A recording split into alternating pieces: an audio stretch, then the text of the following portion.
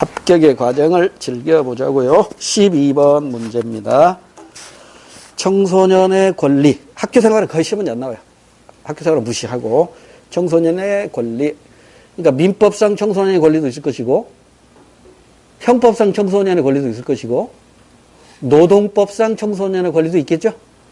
이런 것 중에서 한 문제 출제될 수 있으니까요.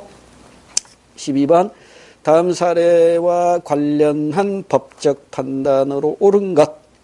만 13세인 갑은 친구인 을과 놀이를 하다가 말다툼 끝에 을에게 돌을 던져 3류의 치료를 요하는 상해를 입혔다. 갑의 부모는 아들이 잘못한 일이므로 을의 부모에게 사과하고 치료비를 부담하려고 하였는데 을의 부모는 많은 돈을 요구하였다. 갑의 부모가 이를 거절하자 을의 부모는 갑을 상해죄로 고소하였다. 근데 만 13세네요. 그러면 형사처벌은 불가능하잖아요.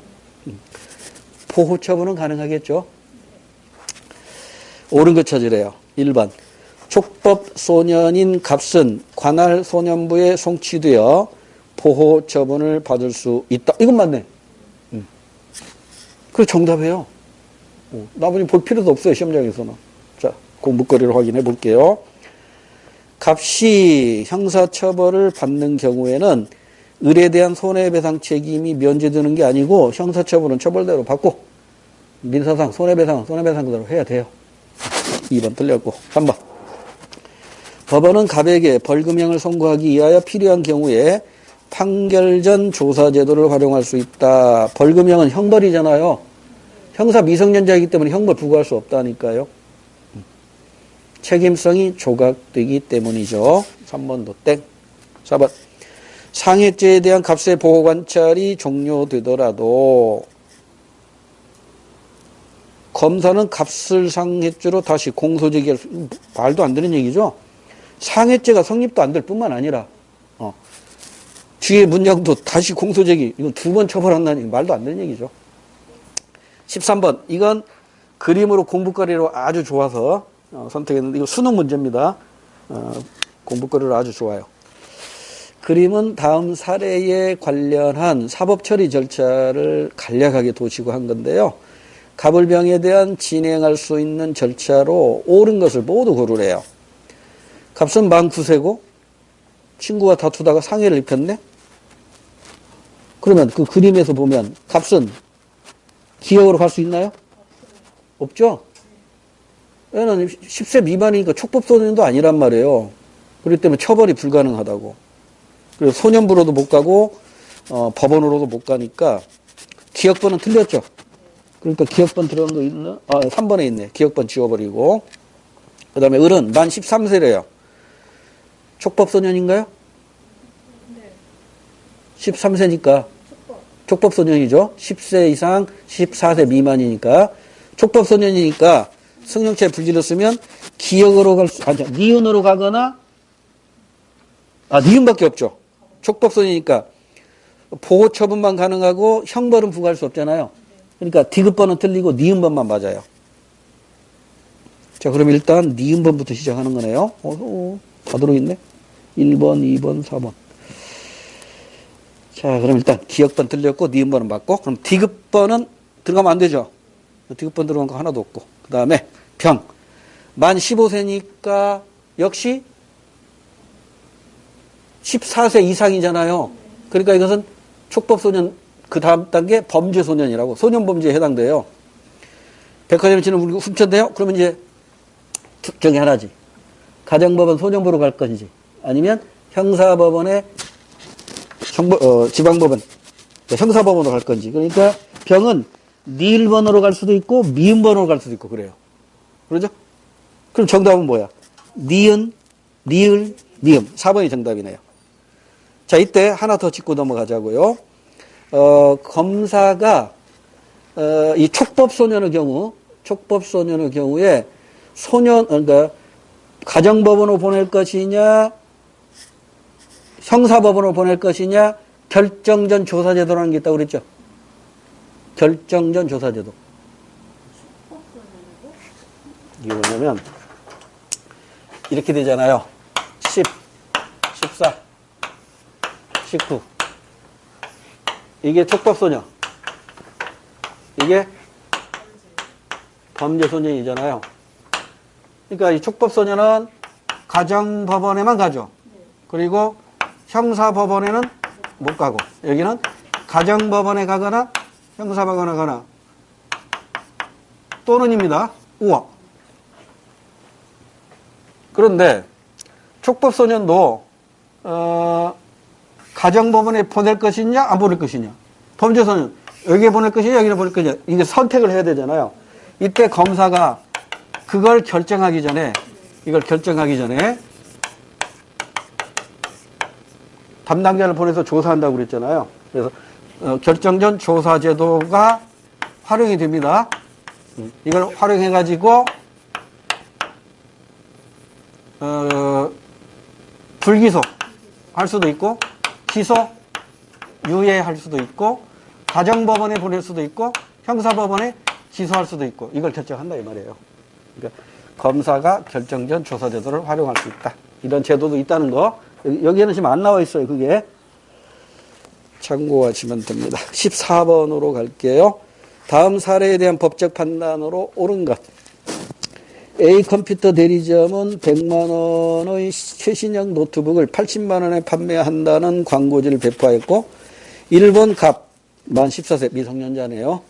좋은 기회라 생각하여 A 컴퓨터 대리점에서 6개월 할부로 노트북을 구입하였다. 그 다음날 갑의 부모는 이 사실을 알고 각과 함께 A 컴퓨터 대리점을 방문하였다. 이 계약은 확정적으로 유효하다. 땡. 취소할 수 있습니다. 어느 때 확정적으로 유효될까요? 이 컴퓨터 대리점이 이 갑의 아버지에게 취고권을 행사했을 때 그 기간이 지나면 확정적 유효가 되는 것이죠. 갑의 부모는 이 계약을 취소할 수 있습니다. 2번도 틀렸고요. 갑은 부모의 동의 없이 이 계약을 취소할 수 있습니다. 미성년자니까. 맞습니다. 3번 정답이네요. 갑이 이 계약을 취소하려면 A 컴퓨터 대리점에 위약금 주지 않습니다. 컴퓨터를 사용하다가 취소할 수 있나요? 취소할 수 있습니다. 사용료 내면 돼요. 넘어갑니다. 다음 사례에 대한 법적 판단으로 옳은 것. 갑남과 을녀는 부모의 동의를 얻어 갑이 만 18세가 되는 날인 2011년 5월 5일에 결혼식을 올리고 혼인신고를 했다. 성년의제가 적용되겠네요. 이들은 생년월일이 같다. 2012년 4월 5일, 다음 해죠. 다음 해 4월 5일. 갑은, 이제 만 19세가, 아직 19세가 못 됐구나. 갑은 땡땡 회사에 입사 원서를 제출했고, 을은 아파트 임대차 계약을 체결했다. 이 계약은 유효합니다. 취소할 수 없습니다. 성년의제가 적용되니까요. 이튿날 갑과 을은 병이 운영하는 맥주집에서 맥주를 마시다가, 이게 지금 19살 때 얘기잖아요. 만은 아니지만 당 19살 때. 그러니까 소년법에 의하면 성년이 된 거예요. 당 19세를 기준으로 하니까. 을이 옆자리의 사람과 시비가 붙어 몸싸움을 하였다. 자, 옳은 것 찾아봅시다. 갑이 땡땡 회사에 입사하면 회사는 갑을 보건상 또는 도덕상 유해한 사업장에 근로시키지 못한다. 지금 입사한 해가 만 19세죠. 아니, 당 19세죠. 만 18세 넘어섰잖아요. 만 18세 미만일 때는 연소근로자지만 이 연소근로자 해당이 안 되잖아요. 그러니까 보건상 또는 도덕상 유해한 사업장에 근로시킬 수 있어요. 다시 만 15세 이상, 만 18세 미만을 연소근로자라고 합니다. 이 연소근로자는 보건상, 도덕상 유해한 사업장에 근로 못 시킵니다. 1번은 틀렸고. 2번. 갑은 2012년 12월 대통령 선거에서 선거권이 없다. 2012년 12월이면 만으로 몇 살이에요? 만 19세죠? 만 19세죠? 근데 이게 지금 선거권이 19세부터 주어진 이전의 시험 문제거든요. 그러니까 지금 시험 문제를 풀면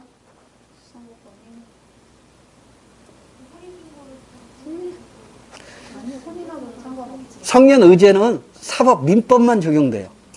공법상으로는 인정이 안 돼요. 그러니까 성년 의제가 돼서 성인이 되었다 하더라도 만 20세 미만이면 선거권이 없는 거예요. 근데 지금 현행 민법은 지금 현행 그 선거법은 만 19세로 하기 때문에 선거권이 있어요. 지금 현재는. 그러니까 이 문제는요. 출제 당시로 하면 선거권이 갑슨 2012년 12월에 대통령 선거에서의 선거권이 없다. 맞아요, 틀려요.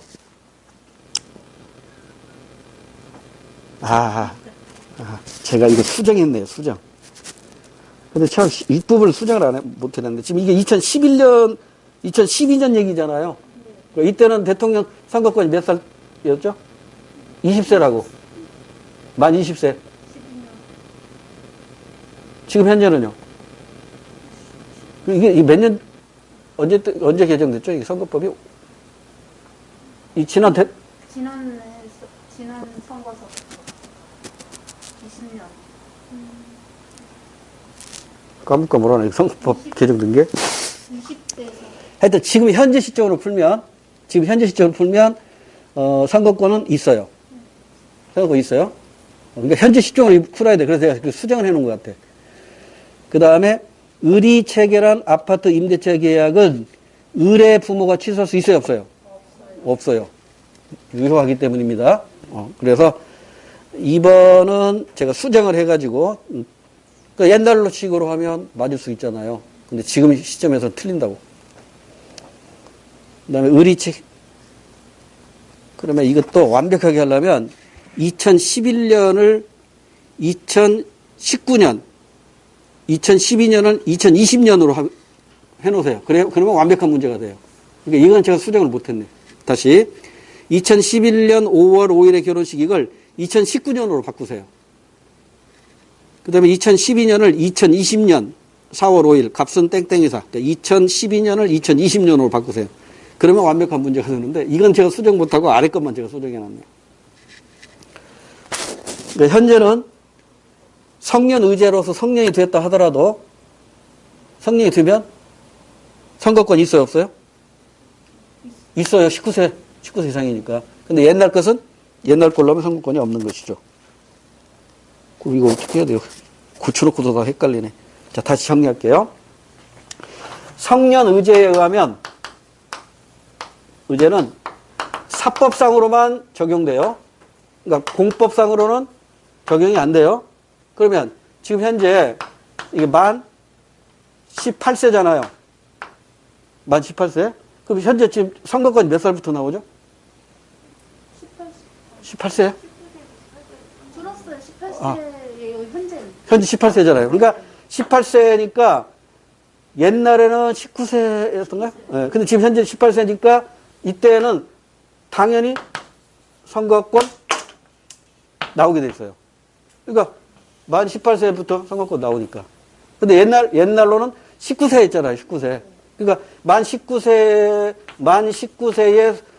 선거권이 나왔으니까 18세라면 선거권 없는 거야. 그러니까 다시 말하면 쉬운 걸 어렵게 얘기한 것 같은데 성년 의제는 사법에서만 인정되고 공법에서는 인정이 안 돼요. 그 정도로 이해하시고요. 그러니까 3번이 정답이에요. 맞는 거. 3번이 맞고. 그 다음에 병이 갑에게 술을 판매하는 행위는 청소년법 위반 아닙니다. 이건 청소년보법 또는 청소년 기본법에서는 당해 19살이 되는 해에 성년으로 보니까 생일 지나지 않아도 돼요. 민법에서는 생일 지나야 성년이 돼요. 만 19세. 만 19세가 성년이 된단 말이에요. 됐고요. 16번으로 갈게요. 다음 상황에서 값에 대한 학교장의 조치로 옳은가? 이건 뭐 별로 출제될 가능성이 높지 않은데 땡땡 고등학교 2학년에 재학 중인 값은 평소 무단결석 조퇴를 자주 하는 수업 진행을 고의적으로 방해하는 한편 불량석 그를 조직하여 같은 학급의 을을 상대로 집단 폭행, 협박, 따돌림 등을 통해 상습적으로 금품을 갈취하는 등 품행에 불량하여 개전의 가망이 전혀 없는 것으로 인정되었다. 옳은 걸 저지래요. 개전의 가망이 없으므로 반성하지 않으므로 체벌을 가한다. 큰일 날 소리죠. 때리면 안 돼요. 의무교육에 있어서 퇴학 처분하지 않는다. 지금은 의무교육으로 돌아왔죠. 그러니까 중학교까지가 예전에는 의무교육이었잖아요. 의무교육 기간에는 퇴학이 안 됩니다. 그러니까 지금 이것도 옛날 문제라 지금은 의무교육 과정이 있어서 퇴학 처분하지 않는다. 이것도 틀렸고, 그 다음에 징계 사유가 중대함으로 별도의 절차 없이 아닙니다. 절차 있습니다. 땡. 4번밖에 없어요. 이런 문제는 우리 시험에서는 거의 안 나올 거예요. 수능에서는 나왔는데 4번 한번 읽어보시고. 자, 이제 소비자 보호 권리. 경제법이죠. 경제법하고 노동법이 이제 사회법 중에 대표적인 건데 주로 노동법에서 최근에 출제가 되고 있어요. 그렇다고 또 경제법 무시해서는 안 되니까요. 같이 한번 풀어보자고요. 다음 사례에 대한 법적 판단으로 옳은 것. 값은 A 할인점에서 B 전자의 텔레비전을 2006년 8월에 구입하여 시청하던 중 갑자기 텔레비전 뒤편에서 연기가 피어올랐다. 놀란 값은 전원 플러그를 뽑았으나 펑 하는 폭발음과 함께 불길이 솟아오르면서 텔레비전과 실내 가구가 전소되었다. 이 사고로 텔레비전 내부의 불량 부품으로 인한 발생으로 판명되었다. 격분한 값은 법적 구제수나 및 내용을 알아보고 있다. 이거 무슨 법이죠? PL법이라고 해서 제조물 책임법 적용됩니다. 제조물 책임법뿐만 아니라 민법으로도 손해배상 청구할 수도 있어요. 자, 1번. 옳은 거 찾아야 돼요. 값은 행위 능력이 없으면 손해배상을 받지 못한다. 말도 안 되는 소리죠. 행위 능력 있고 없고가 문제가 아니잖아요. 제조물에 하자가 있어서 그런 것이기 때문에. 2번. A 할인점은 이 사고에 대하여 배상 책임을 지지 않는다. 땡. 제조물 책임법에 의하면 제조사와 판매사 둘 중에 하나 선택해서 손해배상을 청구하면 되게 돼 있기 때문에 2번도 틀렸고. 3번. 값은 제조물 책임법뿐만 아니라 민법을 통해서도 손해배상 청구할 수 있어요. 맞네. 정답입니다. 4번. 비전자의 불법 행위와 갑의 손해발생사의 인과관계가 없더라도 값은 손해배상을 받을 수 있다. 인과관계가 있어야 돼요. 근데 이 인과관계를 소비자가 증명할 필요 없고 인과관계가 없음을 생산자가 증명해야 돼요. 그 차이죠. 18번 문제. 소비자 보호법 관련 법률. 보기의 내용을 바르게 배열한 거. 갑은 전자상거래 및 통신판매 등에 의한 재화 또는 용역의 공정한 거래 및 소비자의 권익을 보호하기 위해 제정된 법률. 상거래, 통신판매니까 기억본 볼까요? 소비자 스스로 안전과 권익을 위한 팔대 권리. 인터넷 쇼핑, 구입한 물건에 대한 청약 처리기가 요거네요. 전자상거래 통신판매니까 인터넷 쇼핑과 관계 있는 거죠? 가번은 니은하고 연결돼요. 그러면 3번, 4번 둘 중에 하나가 정답이겠네요. 그 다음에 4번. 소비자의 기본 권익을 보호하기 위하여 국가 및 사업자의 의무와 소비자 및 소비자 단체의 역할 등을 규정한 법률. 소비자 기본권 하면 소비자 기본법. 기억이잖아요. 기억. 소비자 스스로의 안전과 권익을 위한 팔대 권리. 그러면 나는 기억으로 가야 돼요. 나는 기억. 3번 정답. 그 다음에 공부거리로 4번. 불공정 거래 행위 하니까 디귿번. 시장 지배적 사업자가 경쟁 사업자의 사업 활동을 부당하게 방해하는 행위 규제. 이게 불공정을 규제하는 거잖아요. 넘어가서 19번. 다음 사례에서 값이 취할 수 있는 법적 조치. 잘못된 거 쳐주라고 했네요. 고등학생 갑 16세는 자신이 가지고 있는 컴퓨터의 성능을 향상시키기 위하여 땡땡 대리점에 가서 부모님 몰래 고가의 컴퓨터 부품을 현금으로 구매했네요. 당연히 취소할 수 있겠죠. 이를 조립하여 사용한 지 하루 만에 컴퓨터에 고장이 생겨 확인한 결과 땡땡 대리점으로부터 구매한 컴퓨터 부품의 하자 때문이었대요. 이에 값은 땡땡 대리점에 환불을 요구하였으나 거절당했대요. 잘못된 거죠? 자, 잘못된 법적 조치 찾으래요.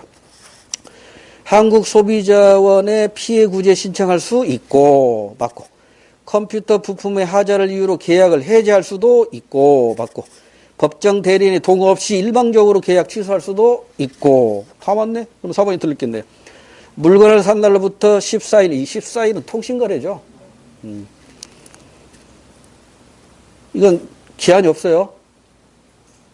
뭐, 14일 이내, 뭐 30일 없어요. 그렇다고 또 장기간도 아니고, 구체적인 기한은 정함이 없지만 상관례상 따르면 되겠죠. 4번은 통신거래에 해당되는 거니까 땡. 그다음에 20번. 다음의 제도들이 공통적으로 추구하는 것. 리콜제도, 제조물 책임제도, 약관 규제제도. 뭐예요? 소비자보호법이잖아요. 소비자보호를 위한 거니까. 2번 정답. 21번 흥미로운 문제죠. 그림에서 알 수 있는 소비자 권리. 이 집 고기 한우인가요? 알 권리. 취함지, 원산지 표시도 있으니 골라 드세요. 선택 권리. 알 권리와 선택 권리는 항상 같이 다닌다고 그랬죠. 그래서 정답은 기억 니은이죠. 별로 설명할 만한 게 없고.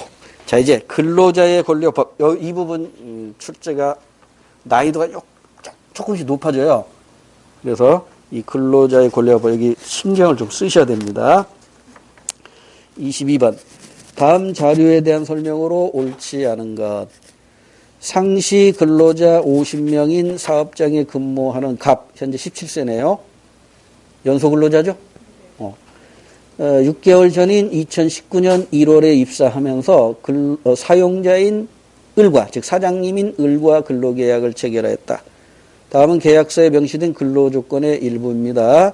임금은 시간당 7,000원인데 밑에 2019년 최저임금이 8,350원이 나왔으니까 최저임금도 못 주고 있죠?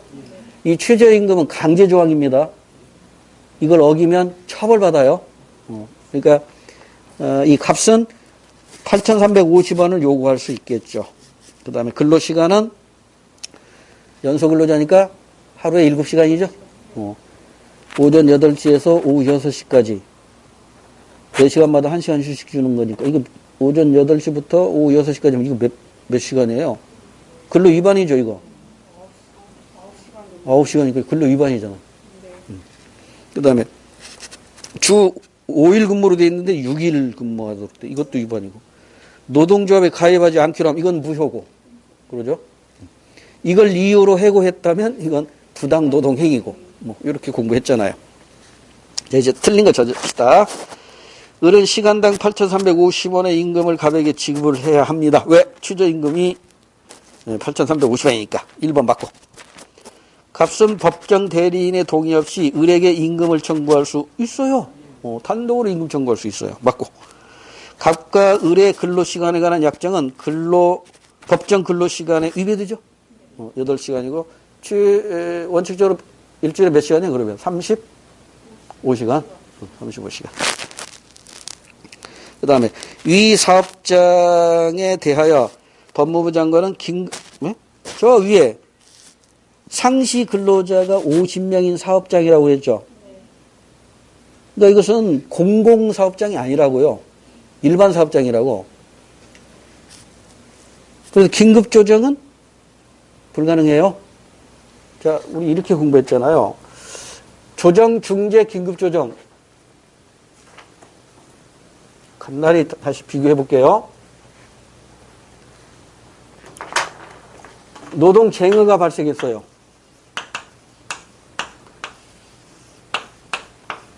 사용자 측에서 할 수 있는 게 있고 노동자 측에서 할 수 있는 게 있다고 그랬죠.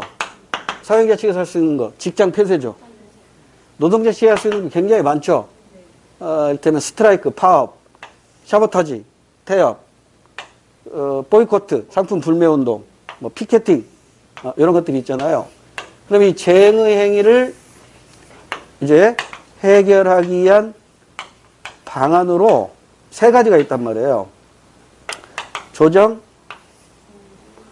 중재, 긴급조정. 그러니까 조정이나 중재는 일반 사업장이라고 일반 사업장.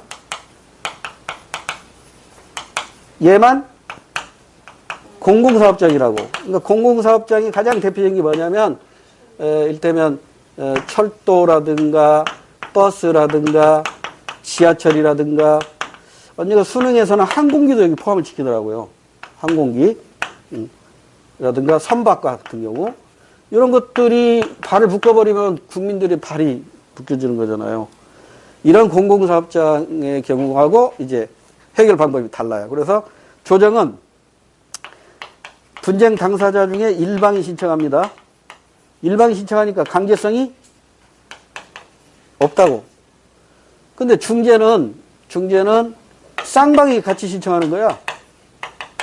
쌍방이 신청하니까 강제성이 있는 거예요.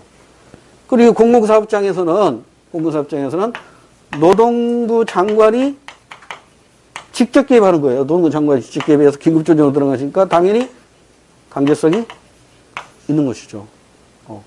이런 차이를 기억해 두셔야 됩니다. 그래서 4번은 틀린 것이죠. 긴급조정 결정 못합니다. 이건 일반 사업장이기 때문에. 그리고 법무부 장관 이것도 틀렸어요. 노동부 장관이라고 해야 됩니다. 23번. 다음 사례에 대한 법적 판단으로 옳은 것. 가압회사는 긴박한 경영상의 필요가 없음에도 불구하고 부당하게 정리해고를 단행하기로 하였다. 부당해고에 관한 문제 같으네요. 당사자 50명에는 노동조합원 을과 병이 포함되어 있었다. 을은 입사 당시 결혼을 하면 퇴직한다는 조건으로 근로계약을 체결했고, 이건 이 자체만 무효입니다. 병은 노동조합에 가입하지 않을 것을 조건으로 근로계약을 체결했다. 이것도 이 자체만 무효입니다. 근로계약은 유효한데 이 조건 자체가 무효고요. 노동조합은 절차에 따라 정리해고에 반대하는 정당한 쟁의행위를 하고 있다. 누가? 노동조합이. 그러니까 뭐 파업이라든가 태업이라든가 뭐 보이콧이라든가 뭐 등등을 하고 있겠다는 거겠죠. 옳은 거 찾으래요. 1번. 값은 노동조합의 쟁의행위에 대응할 수 있는 방법이 없다? 있어요. 사장님이니까 세무서 가면 돼. 휴직계를 내거나 폐업계를 내죠. 이걸 폐업계를 내는 걸 이제 직장 폐쇄, 록아웃이라고 하죠. 1번 틀렸고요. 2번. 을은 결혼 퇴직 조항은 이 자체만 무효입니다. 조력이 없어요. 그 다음에 병에 노동조합 가입은 해고 사유가 될 수가 없습니다. 왜? 무효니까. 그럼 4번이 정답이네요. 노동조합은 회사 앞에서 자사 제품에 대한 불매운동, 이른바 상품 불매운동을 할 수 있어요. 4번 정답. 부당해고에 대한 구제 방법이 어떻게 되죠? 부당해고하고 부당노동행위하고의 구제 방법, 이거 시험 문제 잘 나오는 거라고 그랬어요.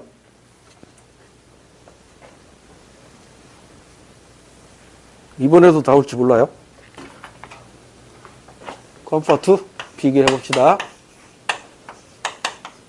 부당해고, 부당노동행위, 부당해고의 구제 절차하고 부당노동행위의 구제 절차. 제일 먼저 구제 신청을 해야 되죠. 누가 신청하죠? 구제 신청자. 부당해고에서는 근로자만 할 수 있어요. 근데 부당노동행위는 근로자뿐만 아니라 노동조합도 할 수 있다는 거. 요 차이점 하나 기억해 두신 거예요. 그러면 노동조합에 가입했다는 이유로 해고됐어요. 노동조합에 가입했다는 이유로 해고됐다면 부당해고예요? 부당노동행위예요? 둘 다 답니다. 둘 다 다잖아요. 노동조합에 가입했다는 이유로 해고됐다고. 그러면 부당해고도 되고 부당노동행위도 된다고. 그러면 선택적으로 구제 받으면 돼요. 이게 작년도 국가직 문제잖아요. 이게 작년도 국가직이라고. 그럼 이제 신청자가 다르다는 걸 이제 확인했어요. 그러면 제일 먼저 지방 노동위원회를 가죠. 여기도 지방 노동위원회로 간다고. 그러면 여기에 결정에 대해서 이제 불복할 수 있죠. 불복하면 중앙 노동위원회로 가요. 얘도 세종시로 가야겠지. 청주에서 해결이 안 됐어. 그럼 세종시로 가야 돼. 중앙 노동위원회로 가야 된다고. 그럼 여기에서 이제 불복할 수 있겠죠. 여기에 불복하면 이제 행정소송으로 간다고. 행정소송으로 간다고. 그러면 행정소송이니까 여기에서는 원고가 있고 피고가 있다고. 여기도 원고가 있고 피고가 있어요. 그럼 원고는 누굴까요? 원고. 억울하다고 생각하는 사람이 이제 소송을 건 거잖아. 그러니까 중앙노동위원회의 결정에 불복하는 거라고. 그러니까 여기 불복. 불복한 사람이라고. 원고는 불복한 사람이야. 그러니까 불복한 사람 누구야? 이 사람도 있고 사장님도 있겠지. 그러죠? 그러니까 근로자가 원고가 될 수 있고 또는 사장님이라고 읽지만 우리가 읽을 때는 사용자라고 표현하잖아요. 사장님. 그럼 피고는 누구야? 여기에 불복하는 거니까 중앙노동위원회가 피고가 된다고. 중앙노동위원회의 장입니다. 중앙노동위원회의 장. 이 피고가 되는 거죠. 그 다음에 또 한 가지 기억해야 할 것은 부당해고의 경우는 이 방법도 있고 또 하나의 방법이 있다고. 또 하나의 방법. 민사상 무효 확인 소송.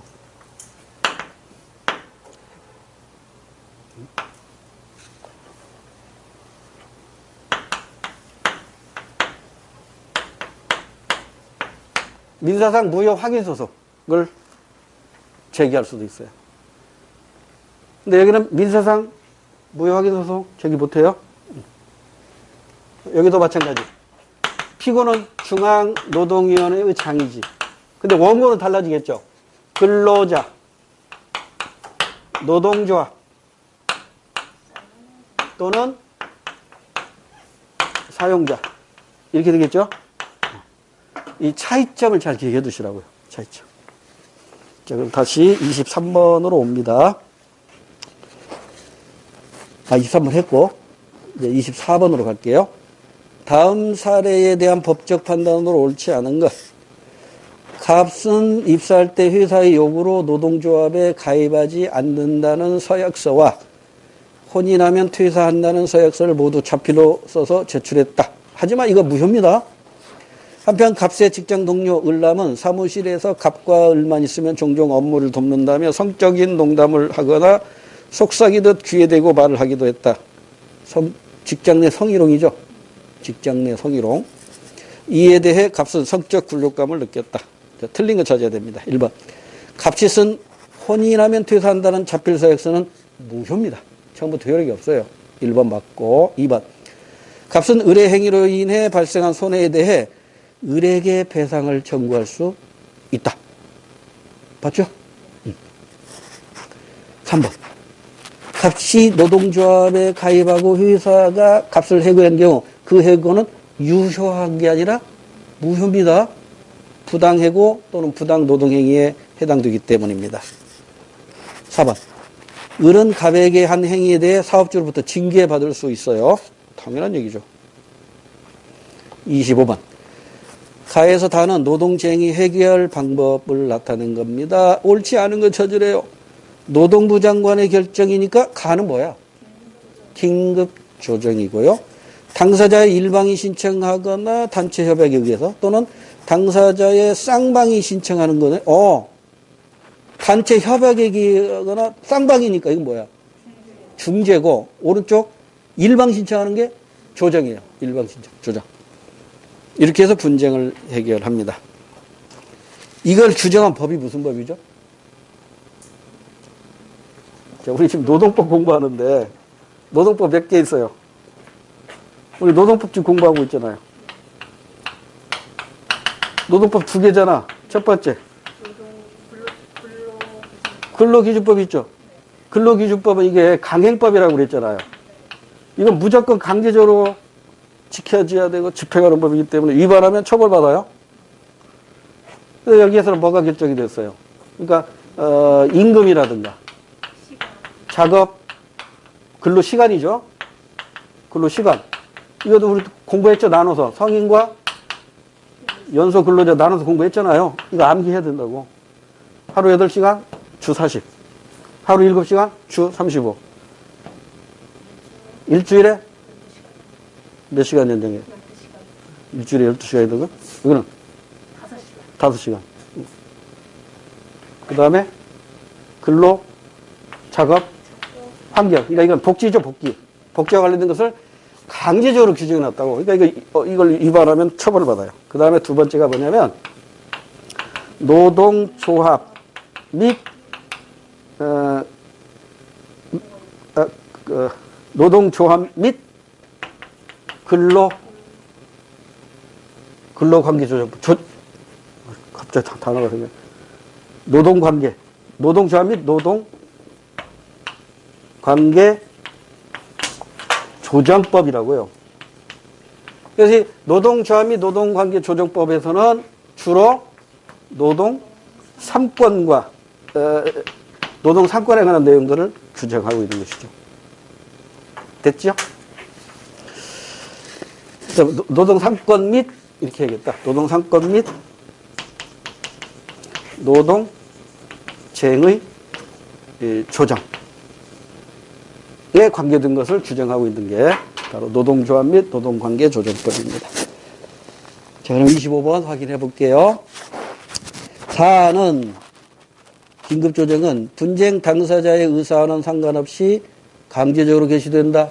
맞습니다. 나는 이게다가 중재였죠.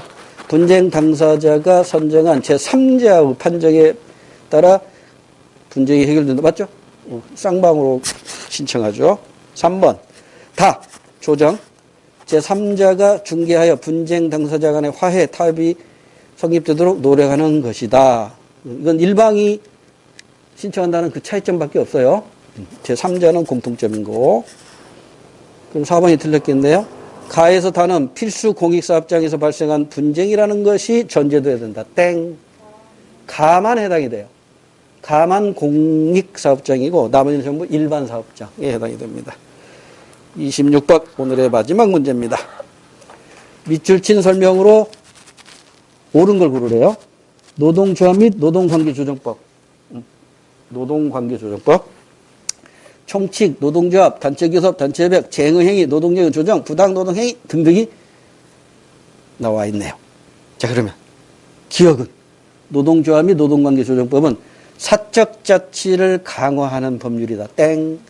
사적 자치를 규제하는 법률입니다. 기억번대로 하면 틀리니까 1번, 2번 지우고요. 2번. 니은에는, 즉 쟁의행위에는 사용자의 직장 폐쇄가 포함되지 않는다. 땡. 포함됩니다. 그리고 정답은 끝났어요. 디귿입니다. 공부거리. 디귿. 노동쟁의의 조정 방법에는 조정, 중재, 긴급조정이 있다. 차이점도 기억해 두세요. 그 다음에 니을. 니을에는, 즉 부당노동행위에는 노동조합에 가입하지 않을 것을 조건으로 하는 고용계약이 포함됩니다.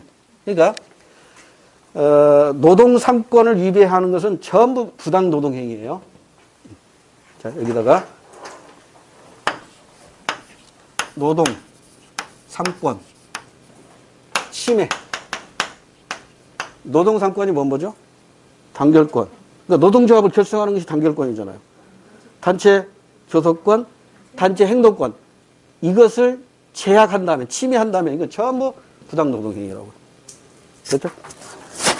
자, 오늘 목표 달성했습니다. 수고하셨고요. 다음 주는 쉽니다. 다음 주가 이제 설 명절 연휴이기 때문에 적당히 드세요. 과음하지 마시고. 다다음 주에 뵙겠습니다. 다다음 주에는 이제 사회문화로 넘어갈 수 있겠네요. 수고하셨습니다. 복수 많이 하시고요. 예.